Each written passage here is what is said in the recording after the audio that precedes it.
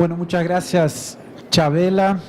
Buen día a todos, o como diríamos en portugués, bom dia.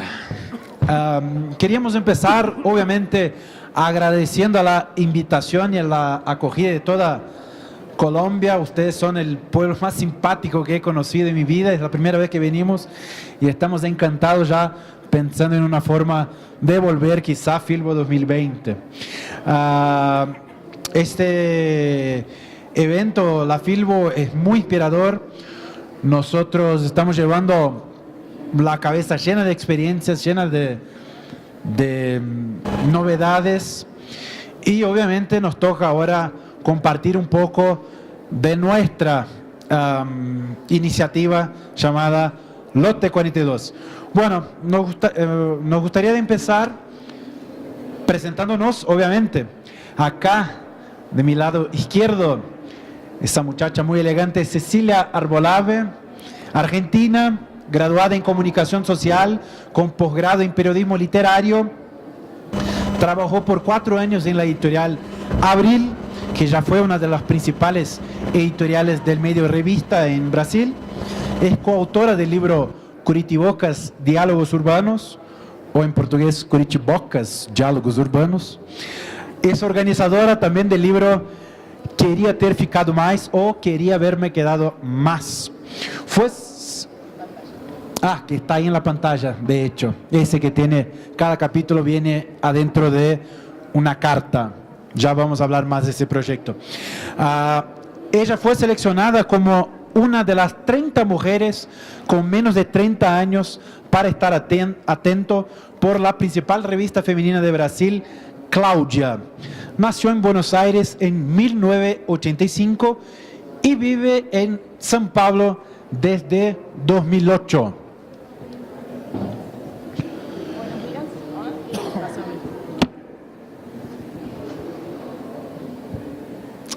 Buenos días a todos. Bueno, como Joao ya me presentó, soy argentina, se darán cuenta por mi acento, y vivo en Brasil hace mucho tiempo. Y me toca presentarlo acá a mi socio y cómplice en nuestros proyectos, Joao Varela, o Joao, o João Varela. Es brasileño, es graduado y posgraduado en periodismo. Trabajó por más de 10 años en distintos medios de comunicación, entre ellos El Economista de España, Gazeta do Povo e Isto é Dinheiro de Brasil.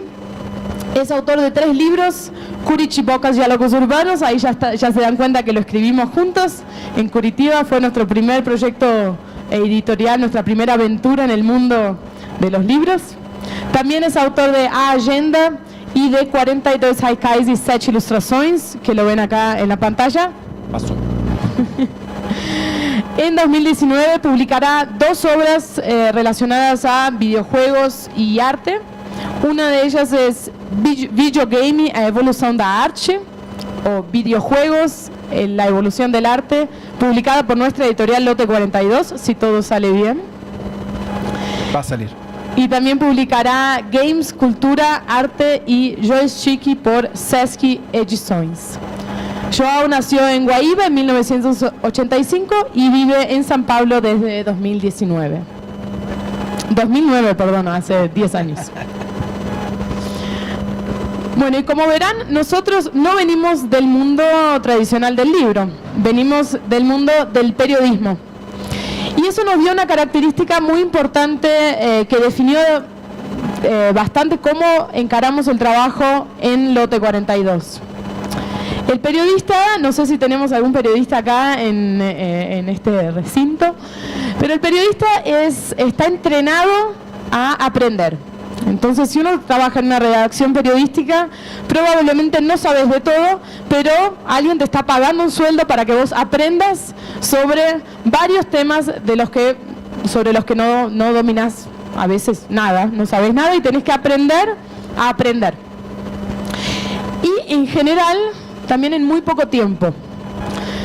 Entonces, esas 2 características nos ayudaron a que, mismo no siendo del mundo editorial, nosotros aprendimos con la práctica sobre distribución, sobre impresión, sobre contratos, sobre varios aspectos del mundo editorial, sin saber nada. O sea, lo fuimos aprendiendo con la práctica. Y como ya teníamos esa experiencia de, bueno, un día tenemos que saber de esto, otro día tenemos que saber del otro, no nos daba mucho miedo esa experiencia de, bueno, estar en el medio de un cuarto oscuro y, bueno, lanzarse. Claro que nosotros también ya trabajábamos con texto, ¿no? Con un medio de comunicación también, pero mientras empezamos a trabajar con libros nos dimos cuenta que la lógica de un diario, de una revista, de un medio de comunicación es muy diferente de la lógica de un libro, por más que usen una materia prima, la misma materia prima que es el texto y las palabras. Pero hay otra cuestión importante, que es que no venir del medio editorial nos dio una ventaja. Al no conocer tan de cerca esos pilares fundamentales del mundo del libro, que muchos de ustedes acá los sabrán, los viven y los sienten, como no sabíamos esas tradiciones de las editoriales, de cómo funciona la industria del mercado, fuimos proponiendo cosas como relacionadas a la forma de editar, de distribuir, de presentar los libros, de hablar sobre los libros, sin darnos cuenta que eran formas bastante diferentes de lo que el mercado editorial estaba acostumbrado. Como no teníamos el peso de la tradición encima, pudimos jugar y experimentar bastante sin miedo. Fuimos haciendo cosas y después nos dábamos cuenta que, esto es muy diferente. Un ejemplo del beneficio de ser un outsider es que nosotros no buscamos estar en las grandes librerías, que es algo que parece seducir mucho al ego de escritores y editores, de estar en las grandes vitrinas. Pero por lo que me he enterado acá en Colombia, es como ha pasado en Brasil, los acuerdos comerciales con grandes cadenas es complicadísimo, y por lo menos desde el punto de vista de una pequeña editorial, cuando no tenés muchos argumentos comerciales. Así que en las grandes librerías hay que tener una inversión en términos de marketing, tanto de plata cuanto de tiempo, que nosotros no podíamos tener. Bueno, eso fue una ventaja a nosotros. No sé si ustedes están enterados de la situación del libro en Brasil. Acabamos de cerrar los datos del año pasado y tuvimos una caída de cerca de 4% en las ventas, otro número cercano a ese en el volumen, y es el quinto año seguido de caída de ventas y de receta del mercado del libro. De hecho, ya hay datos del primer trimestre y el número negativo fue de 25% de baja en las ventas del primer trimestre de 2019 en comparación con el mismo periodo de 2018. Y muchos analistas atribuyen ese problema, ese número negativo en rojo, a la situación de las dos principales cadenas de Brasil, que entraron con un pedido de, ahora me falla el castellano, de recuperación judicial o concurso. Bankruptcy. En Argentina es concurso. En concurso, quiebra. En fin, quiebra en buen castellano, creo que así se entiende. Las dos principales cadenas tuvieron una quiebra, y bueno, muchas editoriales sufrieron una pérdida que llega a los millones, y nosotros, como no teníamos ningún tipo de relación con esas cadenas, pudimos seguir nuestro trabajo, seguir creciendo. Nuestra propuesta siempre fue ser una editorial B2C, o sea que Business to Consumer, que va directamente al consumidor, actuando en ferias, por un e-commerce propio, que en 2012, 2013, cuando empezamos, parecía una locura, hoy parece ser lo básico, pero siempre mirando a tener una atención directa al lector, y también por medio de las redes sociales.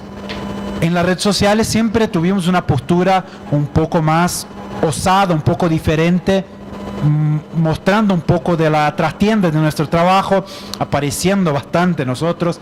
De hecho, si ustedes van ahí a @lote42, van a ver que tienen muchos videos ahí de la Filbo, de lo que estuvimos haciendo. Tenemos acá 2 voluntarias que están haciendo videos nuestros, muchas gracias. Pero esta osadía nos llevó a tener una repercusión mundial con esa promoción que está acá en pantalla, que nosotros nos propusimos hacer diferente a lo que suele pasar en el mundial. No sé si pasa eso en Colombia, pero allá en Brasil todas las empresas, todas las grandes empresas se vuelven hinchas del seleccionado brasileño, se hacen promociones de... Había un local, una mega store que ofreció televisores gratis caso Brasil gane el Mundial de 2014. Bueno, como había un sentimiento raro en el país de fútbol, que era la sed del Mundial de 2014, mucha gente estaba enojada con el hecho de que se haya gastado mucha plata con los estadios, con las canchas. En fin, había un sentimiento raro. Nosotros tuvimos el coraje de hacer el camino contrario. Nosotros ofrecimos un 10% de descuento en nuestros libros para cada gol en contra de Brasil. O sea, cada gol que Brasil sufre, le damos 10%. 2 goles, 20%. 3 goles, 4 goles. Y bueno, Alemania llegó y pudimos vender nuestros libros con 70% de descuento. Una promoción que repercutió en todos los medios de Brasil, en Argentina, Portugal, España, Francia. Lamentablemente nadie de Alemania se aventuró a hacer una nota sobre ese hecho, pero ahí pueden ver en Infobae, un diario de Argentina de economía. En fin, nosotros tuvimos una repercusión que jamás una pequeña editorial lo tendría. Tendríamos que gastar algunos millones de dólares para tener una repercusión como la tuvimos ahí por medio de esa promoción. Y bueno, por lo menos pudimos sobrevivir y obviamente, como hacemos siempre, mostramos los bastidores, la trastienda de cómo fue de repente una pequeña editorial acostumbrada a vender 2 o 3 libros por semana en su tienda virtual, de repente tener 1800 pedidos y mandárselos en pocos días, porque también hay la gente pagó poco, pero aún así quiere una atención digna de los 100%. Todo bien, lo hicimos y hicimos un video, ¿no? Sí, eso fue muy curioso porque contamos durante... Bueno, esta historia del 7-1 rinde horas de charla, no vamos a charlar tanto, podemos hablar cuando terminemos, pero fue muy curioso cómo fue una promoción que viralizó. Nuestro alcance en Facebook fue a 3 millones, saltamos de 6.000 seguidores a 36.000 en 24 horas. Fue algo bastante asustador. De nuevo, el periodismo nos ayudó, porque Joao tenía mucha experiencia en periodismo online, entonces él supo manejar bien, hacer un manejo de crisis, contención de crisis, en el momento saber cómo publicar. Nosotros mismo estando en pánico por lo que podría pasar, porque vender libros con 70% de descuento no es algo de todos los días, y podrían haber sido 8, 9, 11 goles sí, tranquilamente. Si alguien se acuerda de ese partido, bueno, 7 fue poco. Entonces tuvimos que realmente estar muy firmes y mantener la calma, y mismo en ese momento de crisis no perdimos el buen humor y fuimos muy transparentes en el momento con todo el público, y eso mostró que éramos una empresa muy chiquita. Teníamos 6 libros publicados en ese momento, y cuando pusimos los descuentos en el aire hubo gente que decía, no, ellos están escondiendo sus libros, ¿dónde está Marley y Eu? Marley y yo, ese libro del perro. Y nosotros decíamos, no, pará, son 6 libros de los que estamos muy orgullosos y están acá y los vamos a vender con descuento.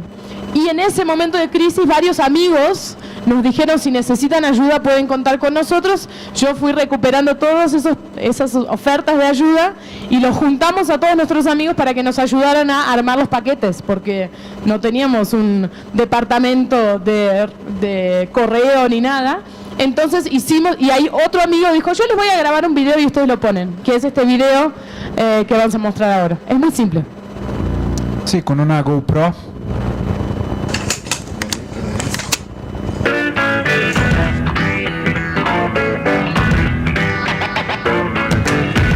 Está un poco claro, entonces no se ve, pero ahí al fondo aparecemos ahí organizando los libros, mandando los códigos de los correos por mail.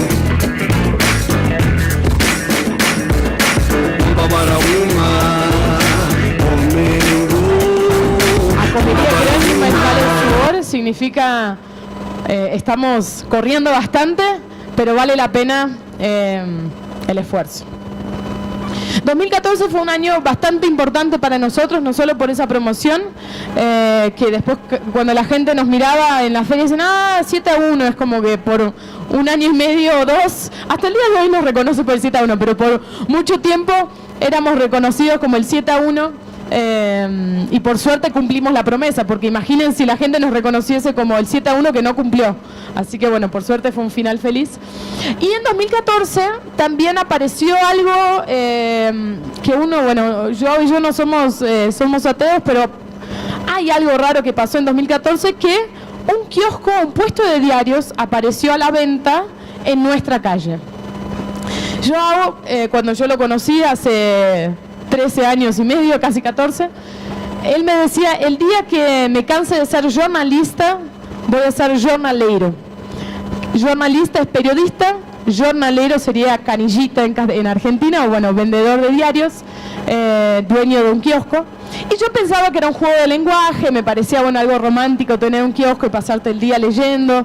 Me parecía que era algo que era un sueño así irreal. Un delirio. Un delirio.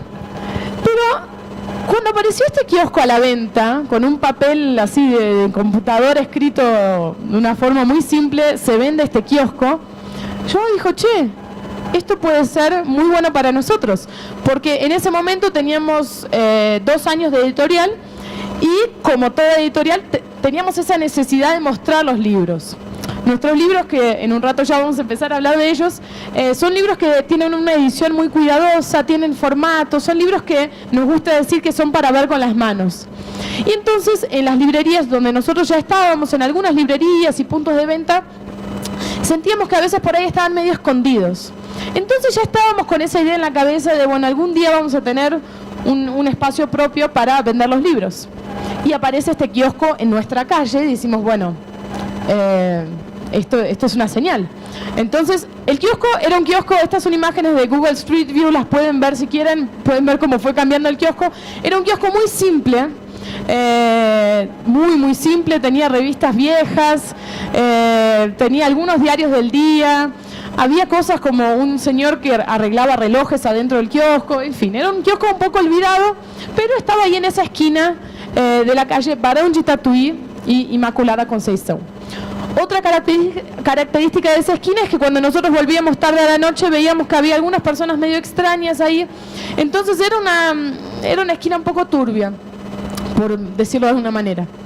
Entonces nosotros dijimos, bueno, compramos el kiosco, lo cual no es algo que se hace todos los días, es algo medio extraño, pero bueno, compramos el kiosco y dijimos, bueno, saquemos estas publicaciones y no podemos solo poner nuestros libros porque teníamos 6 libros publicados y uno nos llena un kiosco entero con 6 libros. Y a la vez, en Brasil también había un movimiento de editoriales independientes que también necesitaban de ese espacio. Entonces dijimos, en vez de hacer Banca 42, banca en portugués significa kiosco, hagamos Banca Tatuí, que sería el kiosco de la calle Barão de Tatuí, y que reciba también el trabajo de otras editoriales.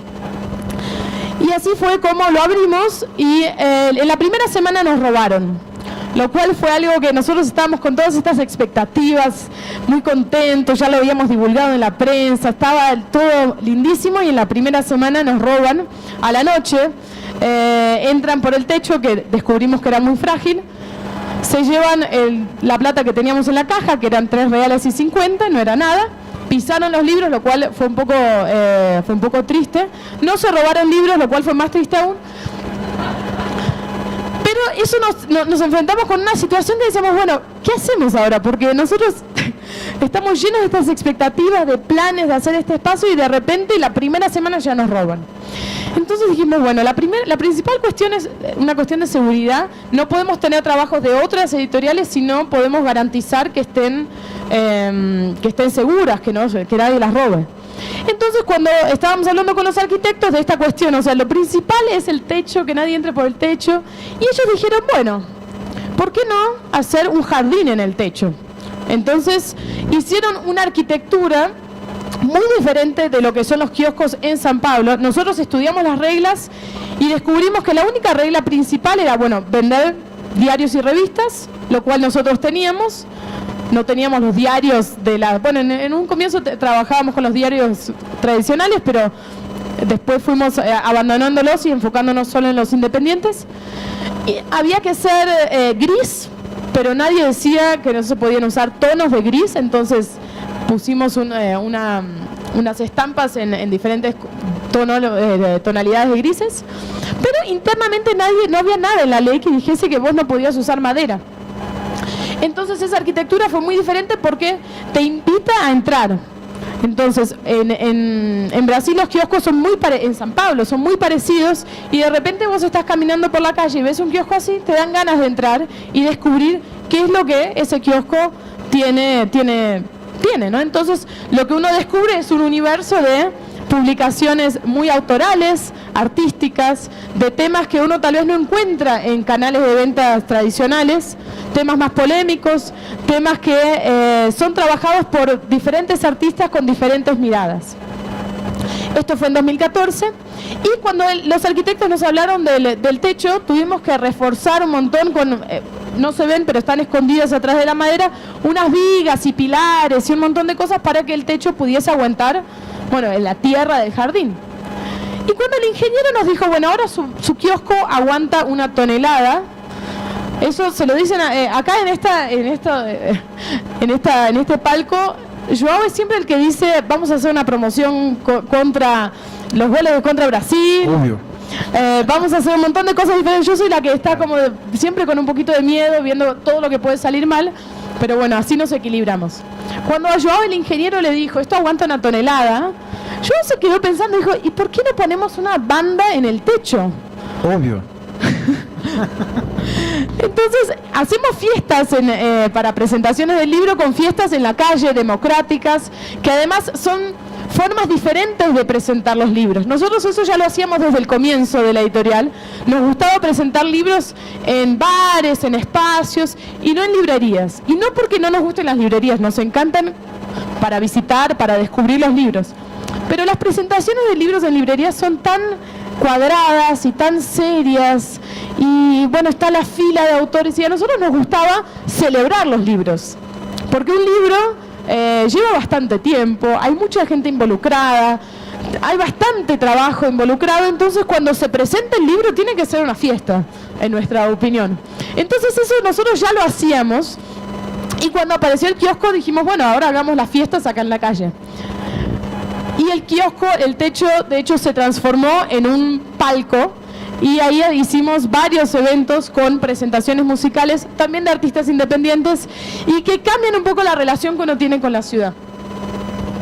Hoy en día el kiosco, bueno, tiene 4 años y medio, tiene el trabajo de 200 artistas y editores independientes, ha inspirado otros kioscos en diferentes lugares de Brasil, y realmente se volvió una referencia en lo que se dice, en lo que de publicación independiente. Claro, ahí yo ya me está haciendo acordar que me estoy olvidando de la novedad más reciente. El año pasado nosotros fuimos, bueno, invitados a buscar otra oficina, y cuando fuimos buscando otras oficinas ahí por el barrio, encontramos una sala que era bastante grande para lo que nosotros necesitábamos, porque a fin de cuentas somos un equipo chico, y entonces decidimos transformar esa oficina en un espacio también para otras cosas. Entonces, por ejemplo, en el kiosco lo que notábamos era que, por ejemplo, trabajos muy de artistas o muy trabajos originales o delicados, a veces era difícil de mostrar en el kiosco. Entonces dijimos, ¿por qué no hacemos otra librería? Hay una librería Puertas Cerradas, que es algo que en Argentina yo conocí y me pareció que funciona muy bien, que es en la casa de las personas. Entonces, en vez que sea en nuestra casa, porque de hecho no hay espacio, ¿por qué no es en nuestra oficina? Entonces transformamos nuestra oficina en un espacio cultural donde hay esta librería con obras más raras, diferentes, en que la gente puede agendar su visita, y también en un espacio para cursos, para talleres, para charlas y para cosas diferentes que surjan. Ya hemos tenido una cena de un artista que era una cena performance, ya hemos tenido shows. Entonces transformamos este lugar en lo que se llama Sala Tatuí, que es justamente enfrente al kiosco. Y es este lugar que ven acá en la foto. Bueno, también es un espacio de cursos, ¿no? Que damos ahí, es un espacio, un pequeño centro cultural multimediático. También hacemos secciones de cine, en fin, si van a São Paulo, si tienen la oportunidad de ir a São Paulo, por favor, hagan una visita, vengan ahí a Barão de Tatuí, es la misma calle del kiosco, así que si quieren conocer, está muy cerquita uno del otro. Y nosotros hicimos toda esta introducción, o sea, venimos acá a hablar de formatos y de libros y de formas diferentes de pensar los libros, pero nos pareció importante mostrar todo este contexto, porque la forma que nosotros pensamos la edición de libros parte, claro, de los libros, de sus formatos y de formas diferentes de contar historias, pero también es una forma diferente a la hora de pensar cómo hacerle llegar esos libros a las personas, cómo llamar la atención, cómo hacer algo diferente dentro de este mundo editorial y de esta industria. Entonces nos pareció importante mostrar para que entiendan como de dónde venimos y cómo trabajamos. Pero bueno, antes de hablar sobre libros, nos gustaría mostrarles un pequeño video que presenta un poco nuestra editorial.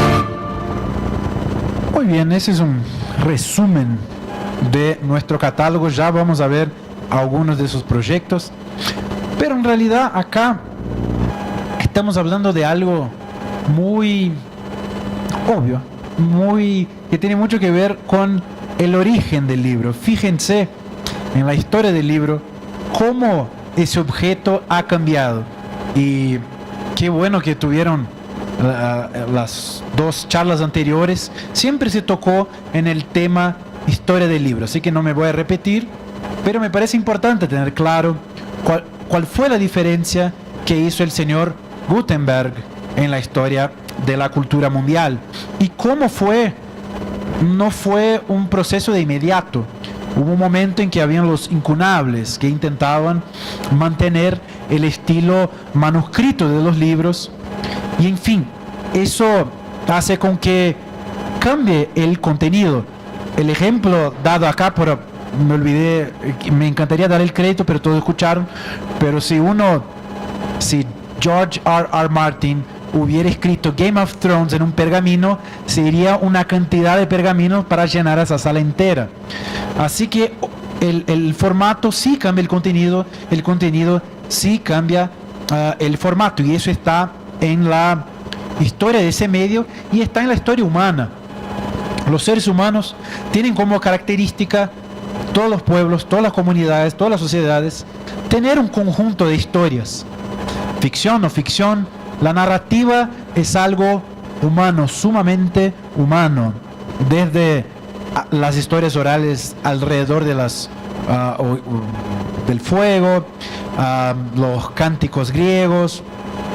Nosotros necesitamos de historias, nosotros necesitamos de la imaginación, nosotros necesitamos de ampliar nuestras vidas, ¿no? Esa cosa fantástica llamada vida, con arte queda aún mejor. Y hasta comienzos del siglo XX, los libros eran el gran formato para llevarse historias de un lado para el otro, para registrar contenido, ¿no? El papel.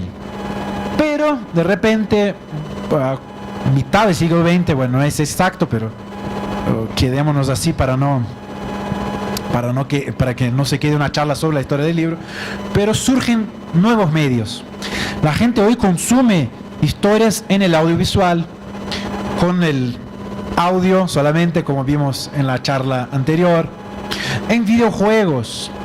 La gente hoy vive en un mundo digital y aún así se mantiene esa necesidad de consumir historias.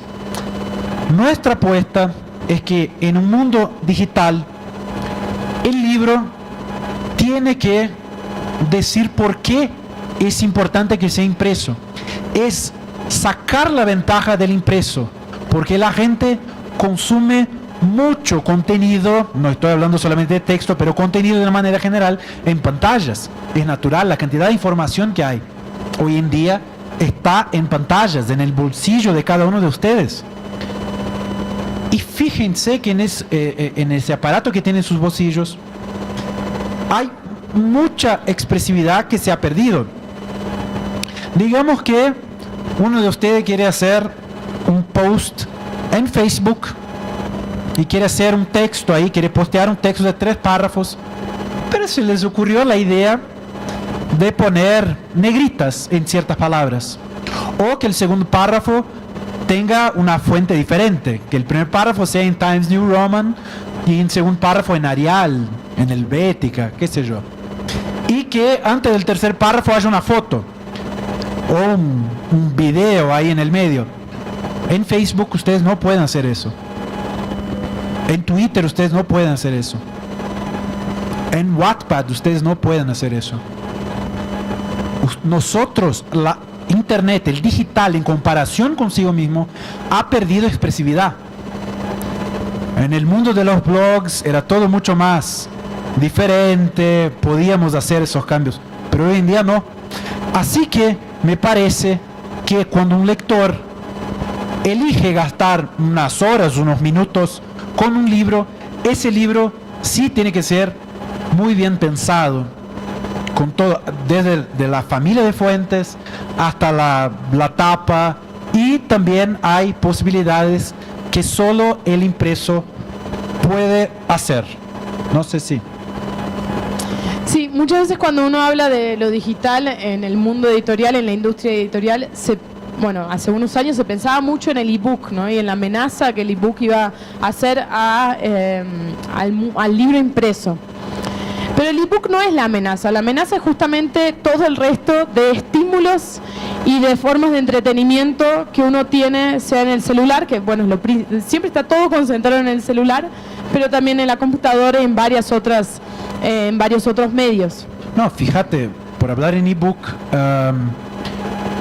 mira, yo tengo un e-reader, soy lector de ebook, me gusta, pero el hecho de que haya 6 fuentes, que yo esté leyendo Gabriel García Márquez con la misma fuente de Susan Collins y con el mismo tipo de entrelíneas, no sé, se puede cambiar, sí, pero hay una limitación bastante importante de posibilidades, y el lector en general encuentra su fuente y se queda con esa fuente y no quiere más pensar en eso.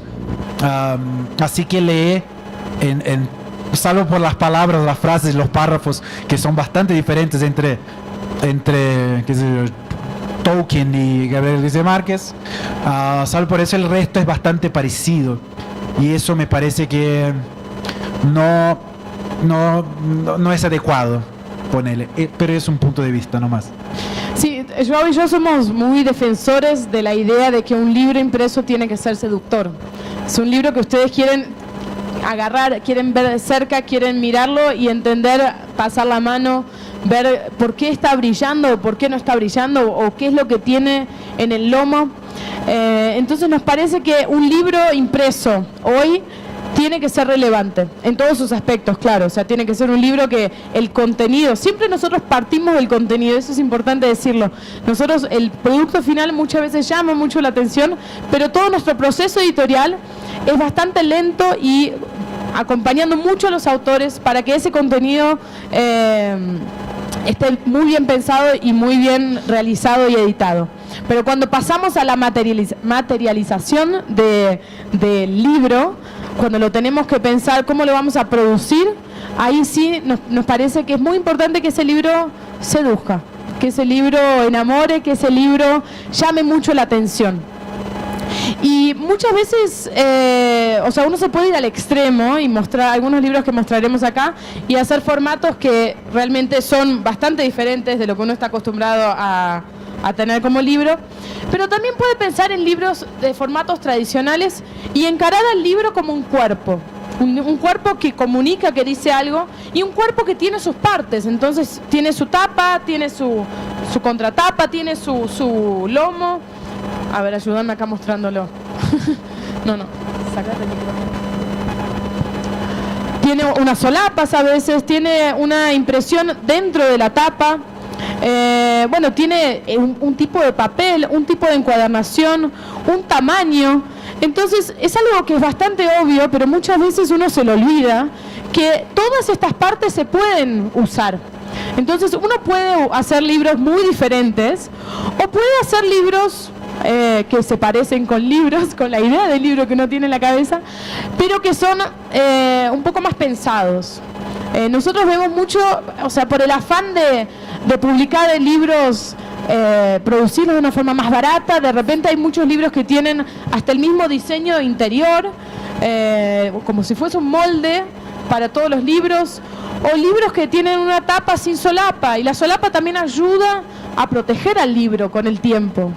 O por ejemplo vemos libros que para economizar usaron un tipo de encuadernación que con el tiempo uno abre el libro y las hojas se pueden soltar.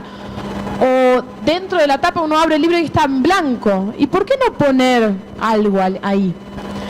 Y algo que nosotros nos fuimos dando cuenta con el tiempo, con el trabajo, aprendiendo, con la práctica, es que hay muchas soluciones que no son tanto más caras.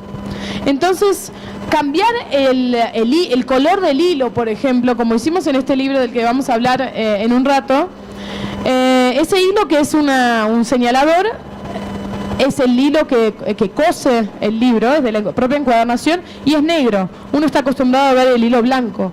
Pero a la imprenta no le cuesta nada, por lo menos en Brasil, cambiar ese color. O, por ejemplo, hacer la impresión interna de la tapa. En general, si uno la hace en negro, no es tanto más caro y genera o sea, el producto final queda más lindo. Muchas veces uno piensa que tiene que pensar en estos formatos si nuestro público es de diseñadores o de artistas, porque son ellos los que le van a dar valor a esas cosas. Pero en realidad, por lo menos nuestra experiencia en ferias, y vamos a muchas ferias, es donde nos sentimos muy cómodos. De hecho, tenemos una mesita acá afuera y estamos muy felices porque nos gusta mucho estar ahí presentando nuestros libros. Y en esas experiencias nos hemos dado cuenta que la gente que mismo por ahí no tiene un repertorio visual muy complejo y variado, cuando ve un libro que es pensado y es un libro bonito, un libro que tal vez tenga una terminación en la tapa, un laminado, o esa la tapa interna que yo tanto insisto, le da valor y le parece más lindo. Entonces estos no son, este cuidado gráfico no me parece que es solo para libros de arte o libros diferentes, es para todo tipo de libros, porque justamente hoy en día los libros tienen que decir para qué vinieron y tienen que destacarse. Entonces tomar cuidado con esas cuestiones gráficas y materiales de los libros nos parece muy importante.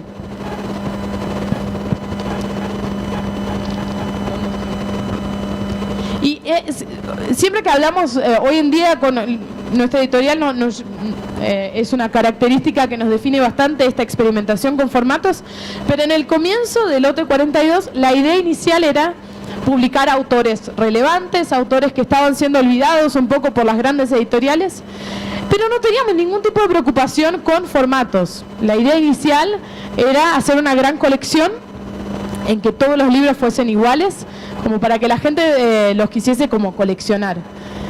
Pero del primer libro, que era un libro de no ficción, que se llamó Llámate por menos, que sería Llámate por menos, al segundo, que se llama O Pinchinho, que es un libro de cómics dibujados en el programa Paint, así que unos dibujos bastante simples, pero muy irónicos y inteligentísimos. De un libro de texto a un libro de cómics en Paint no podíamos tratar el libro de la misma manera. Entonces, del primer libro, que fue un libro más tradicional, al segundo, el segundo ya era un libro chiquitito, con tapa dura, color especial en la tapa, y ahí el siguiente también fue un libro más tradicional. En el cuarto libro, un autor nuestro, Gustavo Piqueira, que es escritor y diseñador, decidió ponerle arena en la tapa. Y de ahí ya empezamos a decir, es verdad, ¿por qué no podemos probar un poco más otras cosas? Entonces después publicamos, por ejemplo, un libro de ensayos que parece una caja de vinilos, y por ahí va.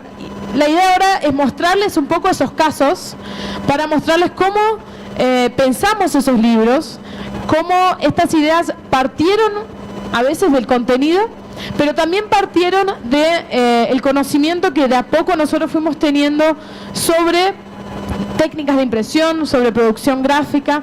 Y cuanto más uno sabe de esas cosas, nosotros todavía no somos especialistas en eso, estamos lejos de serlos, de hecho tampoco somos diseñadores, venimos del mundo del texto, pero de a poco fuimos aprendiendo, yendo a imprenta, preguntando mucho al impresor, preguntándole, pidiendo que nos explicase cómo funcionaban las cosas, y con el tiempo, cuanto más nosotros fuimos aprendiendo sobre esas cuestiones, más pudimos incorporarlo a el proceso de edición. Entonces hay libros, y el primero que vamos a mostrar es un ejemplo, en que el formato vino del contenido, pero terminó influenciando el contenido del libro. Bueno, el primer libro que queríamos mostrarles se llama Inquérito Policial o Expediente Policial. Ese libro tiene un contexto interesante. El autor, que se llama Ricardo Lisias, escribió un ebook que tenía algunas páginas, pocas páginas, que simulaban documentación jurídica. Alguien o alguienes, porque fueron 7 personas, mandaron a la justicia como si fuera una denuncia de falsificación de documentación pública, lo cual es un crimen. Y bueno, la justicia pidió que la Policía Federal investigara. Buscó a la familia Tobías, que es una familia inventada en una ficción, buscó por la documentación de esa familia, buscó por los impuestos, no encontró nada, porque de hecho son ficción, pero con el nombre del autor, Ricardo Lisias, encontró impuestos, documentación y todo. Se enteraron que lo siguieron y se enteraron que él no sabe manejar. Empezaron a investigar al autor sin saber que estaban investigando a partir de un libro de ficción. Una situación rara, ¿no? Además de un desperdicio de tiempo de la Policía Federal, que tiene mucho más que hacer que investigar a personajes ficticios. Delante de esa situación, Ricardo siguió trabajando, siguió creando. Él nos presentó 3 cuentos que nos parecieron interesantes, diferentes. Acá está el árbol genealógico de la familia Tobías, y él nos presentó 3 cuentos sobre esa familia, y a nosotros nos gustó, y lo propusimos una cosa un poco distinta. Mira, Ricardo, esos 3 cuentos para mí son pruebas de una investigación policial. Sigue la investigación policial que estás sufriendo en tu vida real, ahora sigue en ese libro nuevo que va a tener formato de expediente policial, que va a ser como si fuera una investigación. Esas historias ya venían fragmentadas. Entonces él nos entregó un sobre con esas historias que eran hojas sueltas. Nosotros las vas leyendo y vas construyendo esta historia de los 3 sobrinos del delegado Tobías, que era personaje de la serie de ebooks. Y bueno, Ricardo aceptó el desafío, challenge accepted, y creó el contenido para ese proyecto gráfico. Para ese proyecto gráfico de una carpeta, como si fuera un expediente policial. Así que en ese libro el narrador son los documentos. Hay toda una documentación con la investigación que ahora Ricardo Lisias hace una acusación en contra de la editorial Lote 42, diciendo que fueron Cecilia Arbolave, Joao Varela, que y Tiago Blumenthal, que crearon la primera acusación de la documentación falsa, que empezó el lío en su vida real. O sea, nosotros somos los villanos de la historia del expediente policial. Y a la vez que estamos adentro del libro intentando probar que en el libro somos personajes, que no somos nosotros. Entonces, fue muy interesante porque el autor nos presentó material, nosotros le devolvimos una idea de formato y él le gustó la idea y dio una vuelta. Cuando nos mandó el archivo dijimos, esto es genial, o sea, nunca se nos hubiese ocurrido usar el formato de esta manera. Entonces nuestros nombres aparece una declaración de Joao, una transcripción de una declaración judicial en que él dice que sí, que Joao lo denunció a Ricardo, pero como personaje del libro, no como persona real. Y ahí le preguntan, pero ¿cómo pretendés probar que esto se trata de un libro? Entonces ahí Joao muestra la ficha catalográfica. Entonces es una forma de incorporar también el formato, porque esto es una investigación policial, es un expediente policial, y todo el contenido también sigue y respeta los códigos del mundo judicial. Entonces es un libro en que formato y contenido están muy relacionados. Sí. Y quien hizo el proyecto gráfico fue Gustavo Piqueira, que es este diseñador y autor que a veces actúa como autor y otras veces hace los proyectos gráficos de varios libros nuestros. Y nosotros decíamos, bueno, ¿cómo lo vamos a viabilizar? Este libro pasó por 4 imprentas, por varios procesos gráficos, pero lo pudimos hacer. Entonces desmembramos todo el proceso en varias etapas y lo pudimos hacer y vender por un precio que es un precio que nos parece adecuado para el público. No queremos jugar tanto gráficamente y que no podamos llegar a un precio viable. Sí, es una limitación y el arte es limitación siempre. Siempre. Uno, si tiene mucha plata, es fácil hacer libros bonitos con mucha plata. Así que ese libro, por ejemplo, sale cambiando a pesos colombianos 50.000 pesos colombianos por más que haya pasado por 4 imprentas y todo. Y fíjense que los códigos del libro son respetados. Además de la ficha catalográfica, acá en la tapa, ese código de barras es el ISBN. O sea, es un libro con todos los elementos de un libro, a la vez que es un expediente policial. Y eso es algo que de hecho no pusimos en nuestra presentación, pero nuestra editorial surgió de estas ganas de publicar. Bueno, Joao y yo publicamos un libro cuando teníamos 21 años y fue muy difícil viabilizarlo. Tocamos bastantes puertas en editoriales y fue muy difícil publicarlo. Al final lo publicamos, pero nos quedó ese bichito ahí adentro que decía, algún día vamos a hacer las cosas de una forma diferente. Y cuando finalmente la editorial pasó a existir, no es que somos herederos, no es que tenemos un presupuesto gigante. Los libros se pagan y van ayudando a la próxima publicación, trabajamos bastante, hacemos cursos, hacemos un montón de cosas, pero no es un proyecto editorial que es imposible, o sea, no es que hay que ser rico para poder hacer este tipo de libros. Eso siempre nos gusta reforzar. Sí, esa postura parece que encantará a un grupo de lectores, un gran grupo de lectores, que tiene muy claro, muy consciente que al comprar un libro nuestro está apoyando esas ideas y todo. Así que está bueno, y eso las redes sociales de la trastienda también nos ayuda a dejar todo muy en claro. Bueno, próximo proyecto. El próximo proyecto es Quería ter ficado mais, que en castellano sería Me hubiera gustado quedarme más. En portugués es mucho más poético el título.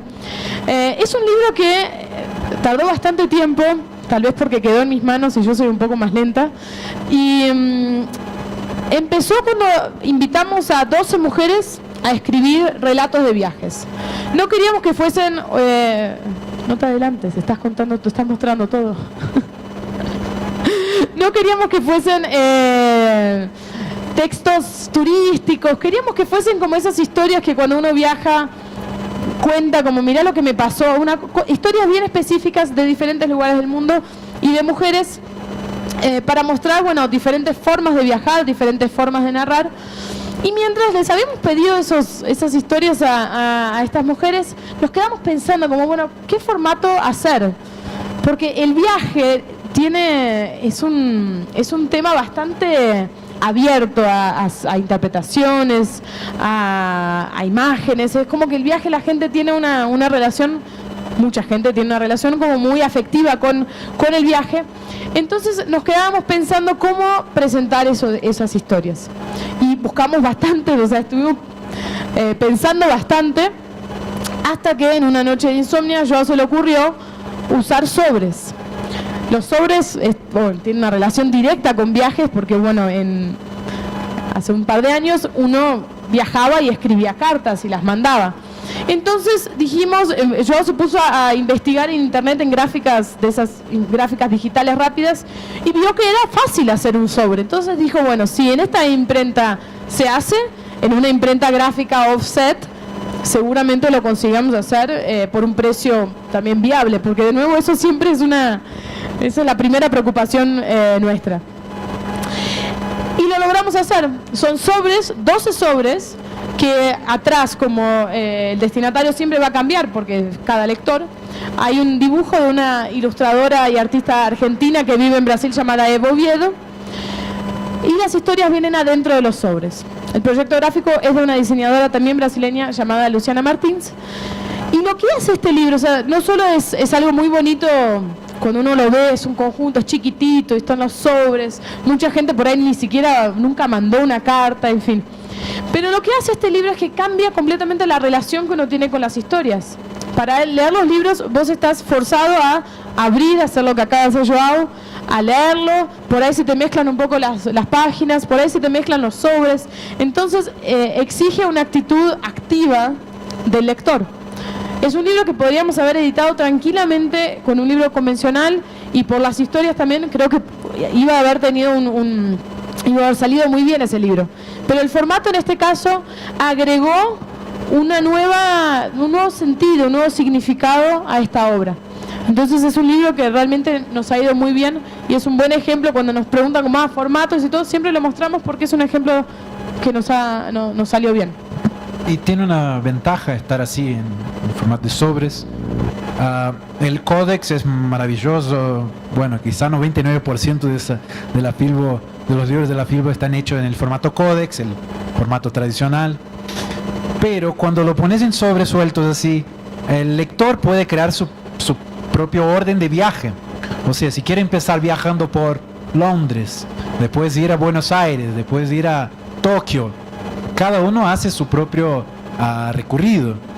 Y o sea, hay muchos libros acá en Codex que los editores y los autores te juran de rodillas que, mira, puedes leer cada cuento separado en el orden que quieras, pero nuestro comportamiento normal de lectores es empezar por el primer cuento y terminar con el último cuento. Nunca cambia, salvo que en Colombia la cosa sea un poco diferente, pero generalmente el lector actúa así. Acá el lector no tiene salida, va a tener que tomar una decisión de cuál capítulo quiere empezar y por cuál quiere terminar su viaje por el mundo. Vamos para el próximo. El próximo es Indiscutibles. Este fue anterior a Quería Ter Ficado Más y también fue una pequeña pesadilla por algunos momentos y puedes contarlo. Este libro surgió, bueno, fue el último libro antes del 7-1, fue nuestro sexto libro. Pedimos a 14 autores, 14 personas muy involucradas con la música, que hicieran ensayos sobre discos importantes de la música brasileña, los discos indiscutibles, ¿no? Y lo pusimos, la palabra disco, lo pusimos ahí, cambiamos una letrita y ya está en el medio del título. Desde el principio quisimos hacer una cajita para que tuviera esa sensación del vinilo, de sacar el vinilo de la caja. En fin, es un formato bastante conocido ahí de los más viejos. La generación de MP3 ya no tuvo contacto con eso, aunque hay una vuelta al vinilo, etcétera. Pero bien, pasa que cuando llegamos después de hacer todo el contenido, de haber editado todos los textos, de haber revisado, revisión de estilo, en fin, todo hecho, llegamos a la gráfica. ¿Y cuánto sale para hacer un libro con que cada capítulo fuera una libretita suelta en una caja?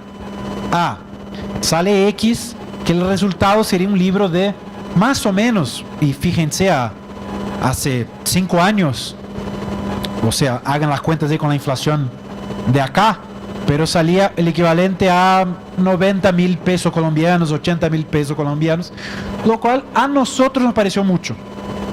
Y como nosotros tenemos mucho, la expresión en inglés que me gusta, lo siento que es en inglés, pero skin in the game, o sea, tenemos piel en el juego, estamos ahí, no hay red de seguridad, estamos haciendo nuestras acrobacias ahí sin red de seguridad por abajo.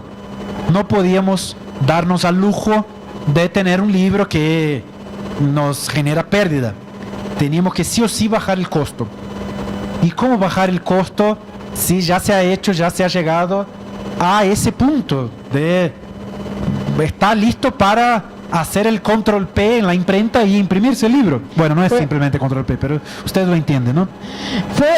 Esa fue una lección muy importante que aprendimos, que tal vez después nos la olvidamos en algún momento, pero es muy importante que una vez que si uno quiere innovar y hacer un formato diferente, antes de diagramar, antes de pedir las ilustraciones ya en el tamaño que vos querés y todo, tenés que presupuestarlo para ver si es viable en términos financieros y también en términos materiales también, ver si funciona el libro que uno quiere hacer o no.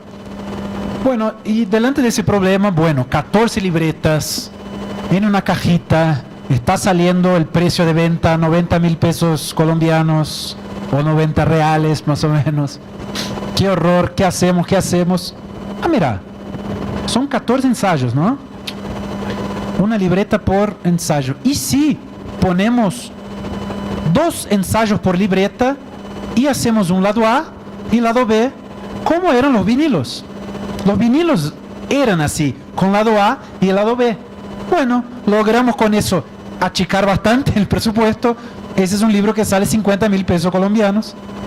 Y todo bien. Llegamos a un libro que se está agotando. Y fue así, fue en una situación de casi desesperación. Logramos hacer lo que nos parece un libro aún más interesante.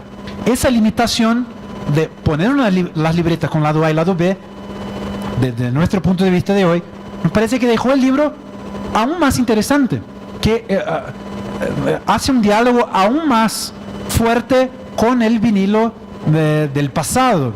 Así que la limitación financiera, que siempre una limitación, siempre un tema, nos ayudó a hacer un libro mejor. La creatividad para poder superar ese obstáculo, en portugués, driblar. Sí, y por eso también a nosotros nos gusta editar de una forma lenta, porque si uno quiere hacer libros diferentes, no los puede hacer a un ritmo industrial y un ritmo tradicional, porque surgen problemas y uno tiene que ir encontrando soluciones para esos problemas. Puedes darle play a ese libro.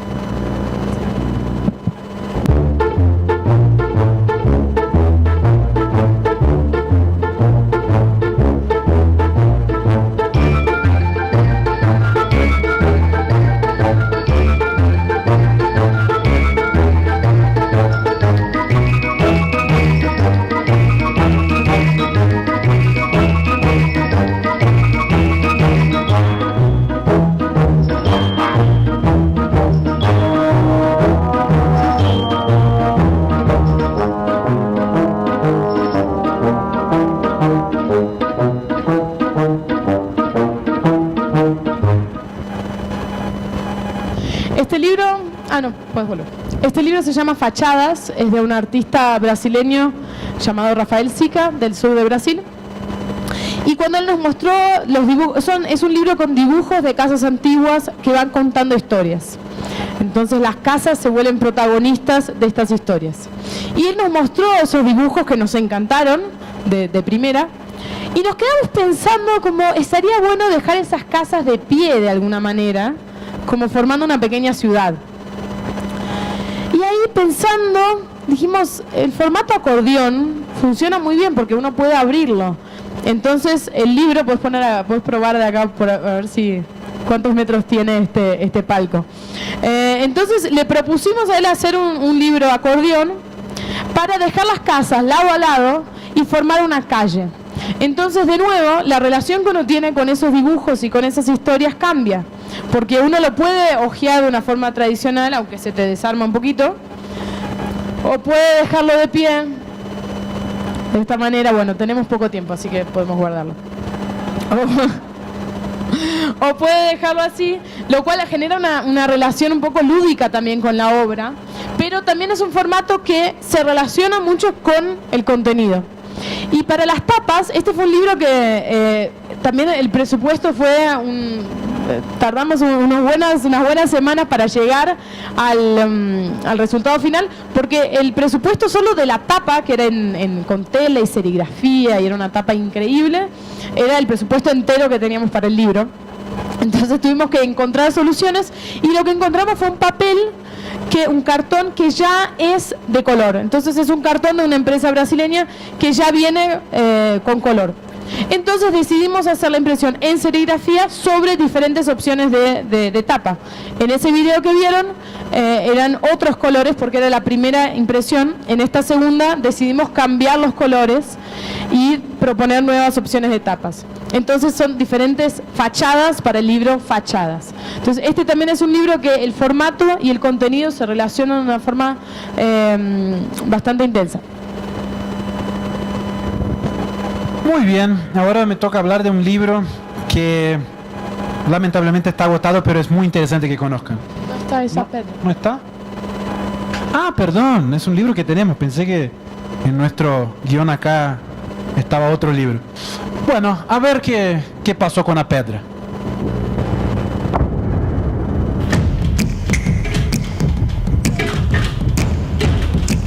Este es el proceso de impresión. Esto es van a ver una prensa, una piedra, papel carbónico y una sobrecubierta.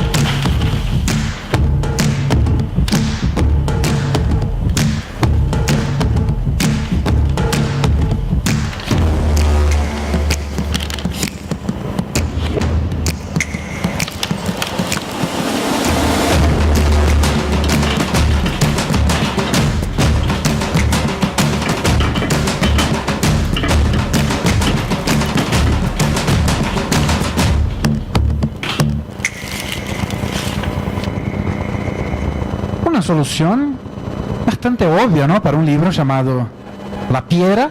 Bueno, vamos a dar una pedrada en la tapa del libro.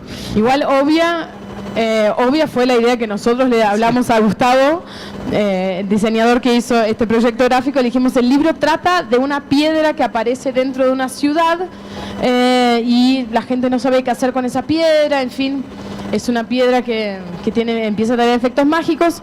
Entonces le dijimos, se nos ocurrió pegar una piedra al libro.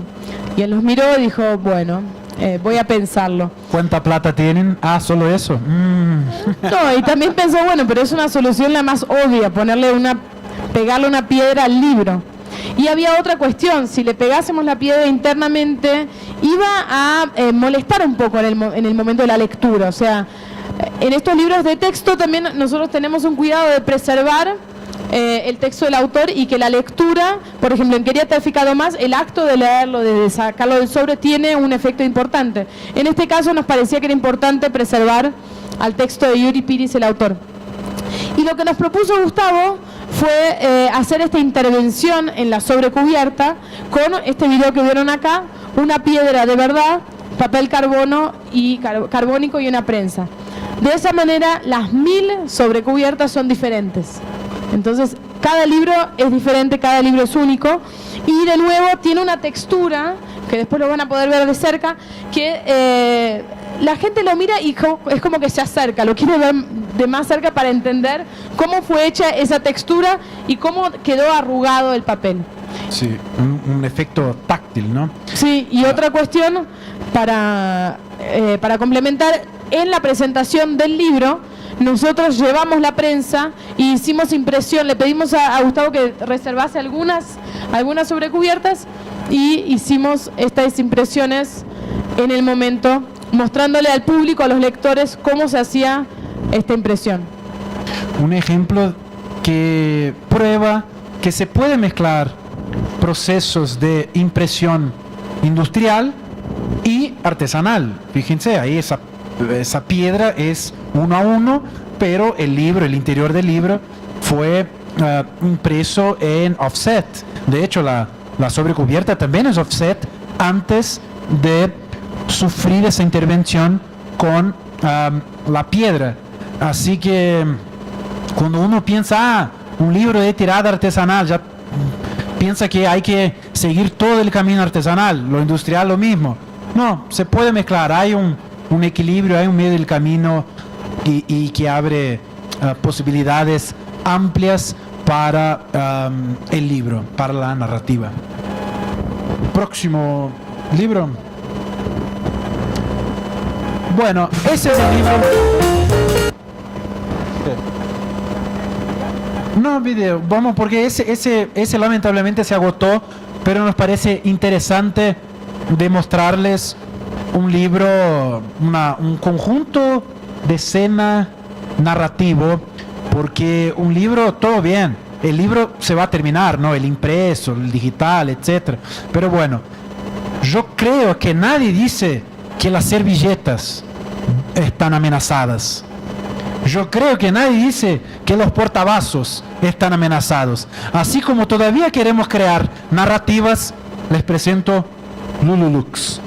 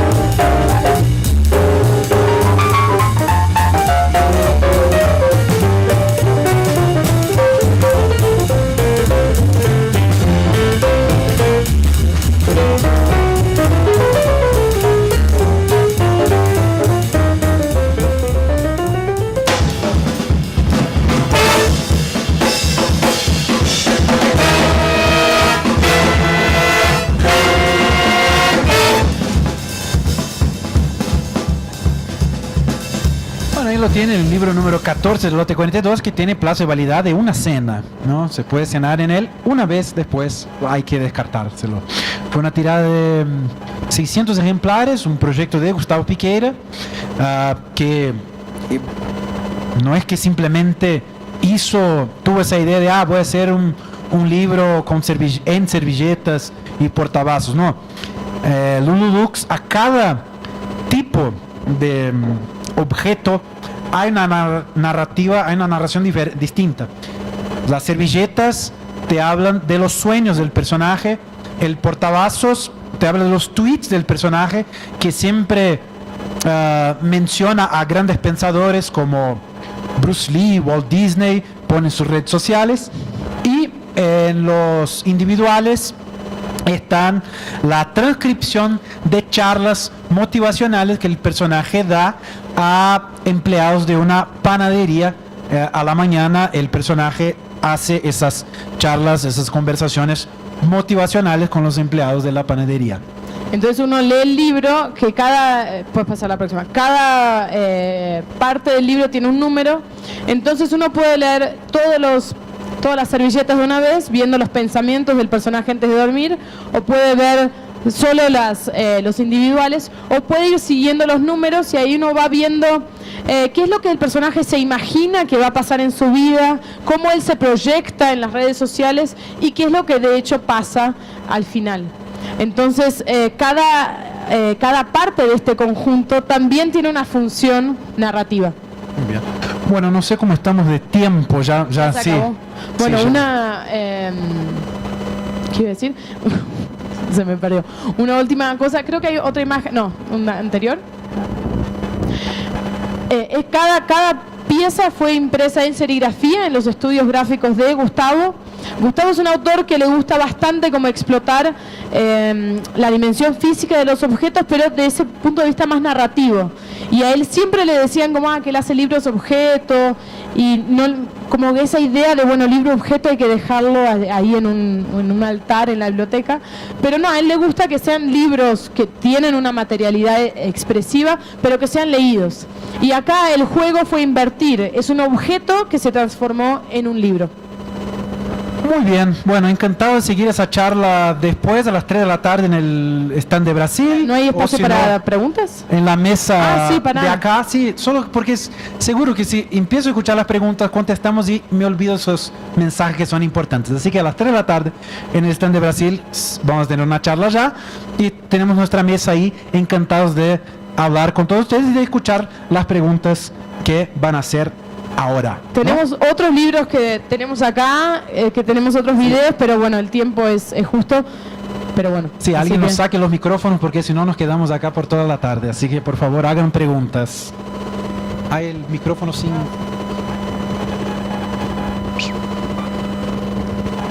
Buenas tardes, quería felicitarlos. ¿Quién habla? Acá. Y pues primero una pequeña reflexión sobre la innovación en diseño. Pues que yo lo que veo, yo soy diseñador gráfico, es que generalmente así como ustedes fuera, es que se innova más. O sea, los mismos diseñadores no están pensando cosas así, por lo menos acá. Muchas veces son artistas plásticos si acaso, pero el diseño.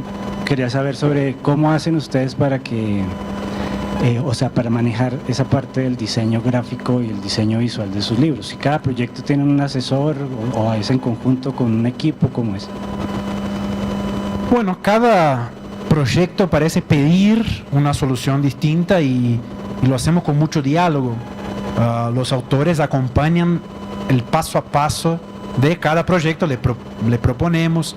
De hecho, hay algunos manuscritos que a nosotros solo parece interesante si sigue una determinada línea de diseño, y esa conversación la tenemos con el autor antes de empezar, si es algo que nos parezca clave para el proyecto. Nosotros no somos diseñadores, trabajamos con freelances, muchos proyectos son hechos por Gustavo Piqueira. Tenemos en nuestro equipo una diseñadora, pero ella está más dedicada a hacer artes para redes sociales. Acá tanto también nos ayuda ahí con tratamiento de imágenes, en fin. pero cada proyecto tiene una solución distinta, así que no hay una respuesta. Cada libro te tendría que dar una respuesta distinta de cómo fue el camino y cuál fue la solución que buscamos. Y también, mismo que no seamos diseñadores, muchas veces las ideas se las proponemos a los diseñadores y ahí es un trabajo en equipo. Entonces, creo que está bueno pensar que se pueden realizar libros diferentes sin necesariamente ser del área visual. De hecho, a mí no me gusta mucho que esa cosa de que Ceci lo dijo, pero porque ella es muy buena, pero a Joao se le ocurrió la idea. La verdad, no importa a quién se le ocurrió la idea. Es un trabajo en equipo. Eso hay que tener más claro para desarrollar un libro. Sí. Me gustaría saber cómo desarrollan ustedes la estrategia digital para llegar a sus públicos. Esa es una parte. Y la segunda, ¿cómo es la interacción con sus públicos a través de las redes y si de ahí recogen insumos de contenidos que tal vez estén esperando esos públicos y que puedan llegar a esos autores y decir, mira, están demandando este tipo de contenido, ponte a producir porque esto es lo que pide el público?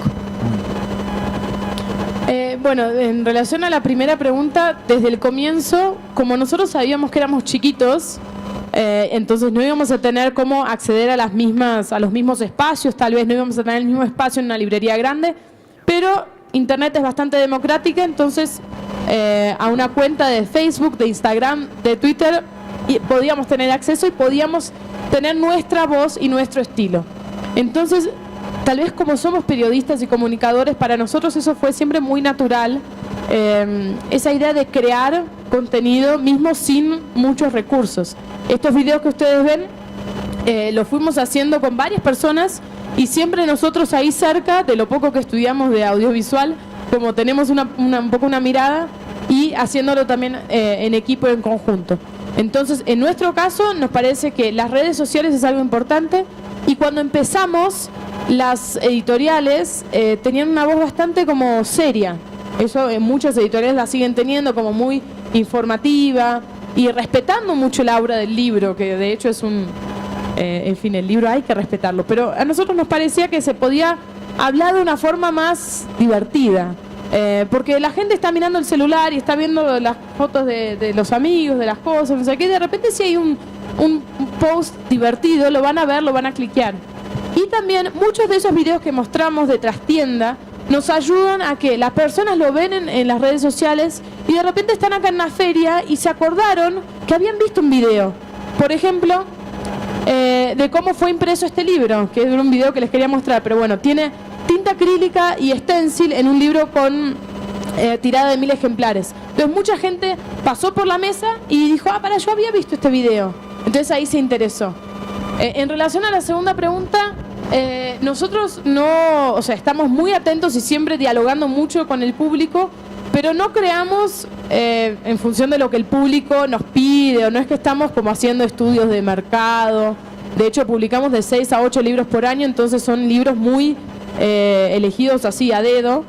Y tampoco es que les pedimos a los autores, mira, crea un libro porque hay esta moda. Entonces, el único que fue un libro que estuvo medio dentro de una moda fue los libros de colorear en 2015, más o menos creo, 2015.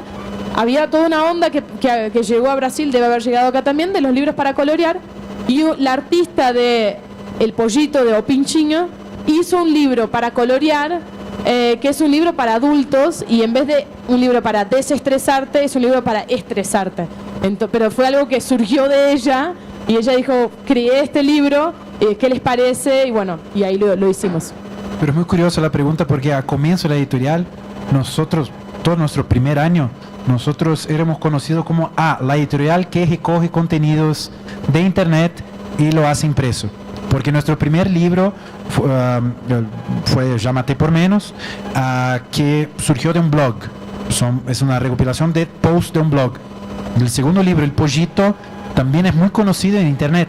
Así que nosotros nos volvimos como la editorial que agarra los contenidos, los buenos contenidos de internet y lo hace en formato libro, pero no era esa la propuesta, nunca fue, pero la gente empezó a llamarnos así, todo bien, si les sirve para resumir lo que hacemos, todo bien. Sí, y era algo que en aquella época, 2013, hoy en día, bueno, están los youtubers, hay un montón de gente, los booktubers, hay un montón de gente publicando libros y que vino del medio digital. Pero en 2013 todavía había un poquito de prejuicio con el contenido de internet y la gente decía, pero ¿por qué vas a hacer un libro de un blog en que los textos ya están ahí? Siendo que... Y los blogs eran vistos como textos de segunda calidad y todo, ¿no? Había editores que tenían una verdadera fobia por internet y hoy grandes casas editoriales viven de youtubers allá en Brasil, no sé si es acá, sí, pero hoy en día ellos, bueno, tuvieron que morder su lengua. Otra pregunta. Nadie se anima. Ah, no hay tiempo. Se terminó. Ah, video se puede final. terminar acá con este video. Les queremos agradecer por la atención, por escucharnos y bueno, nos vemos acá en la feria.